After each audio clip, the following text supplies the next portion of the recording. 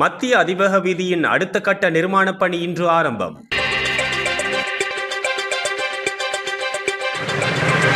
மத்திய அதிவேக நெடுஞ்சாலையின் ரம்புக்கனை முதல் கலகதர வரையிலான பகுதியின் நிர்மாணப் பணிகள் இன்று ஆரம்பமாக உள்ளன. ஜனாதிபதி அனுரகுமார திசாநாயக்க தலைமையில் இந்த பணிகள் ஆரம்பித்து வைக்கப்பட உள்ளன. மத்திய அதிவேக நெடுஞ்சாலையின் 3ஆம் பகுதியின் 2ஆம் கட்டத்தின் கீழ் 18.7 கிலோமீட்டர் தூரத்திற்கு இந்த நிர்மாணப் பணிகள் முன்னெடுக்கப்பட உள்ளன. இந்த திட்டத்தின் முதற்கட்டத்தின் கீழ் பொத்துகர முதல் ரம்புக்கன வரையிலான பகுதியின் நிர்மாணப் பணிகள் தற்போது முன்னெடுக்கப்பட்டு வருவதுடன் அந்த பணிகள் அடுத்த வருடத்தின் நடுப்பகுதியில் நிறைவடையும் என எதிர்பார்க்கப்படுகிறது. முதற்கட்ட பணிகளுக்காக 78 பில்லியன் ரூபாய் செலவிடப்பட்டுள்ளதுடன் 2ஆம் கட்டத்தின் கீழ் ரம்புக்கனை முதல் கலகதர வரையிலான பகுதியின் நிர்மாணப் பணிகளுக்காக 112.4 பில்லியன் ரூபாய் செலவிடப்பட உள்ளது. இந்த திட்டத்திற்கு தேவையான அனைத்து நிதிகளும் உள்நாட்டு நிதியுதவிகள் மூலம் வழங்கப்பட்டுள்ளதுடன் இதன் நிர்மாணப் பணிகள் உள்நாட்டு ஒப்பந்த நிறுவனங்களினால் மேற்கொள்ளப்பட்டு வருகின்றமை குறிப்பிடத்தக்கது.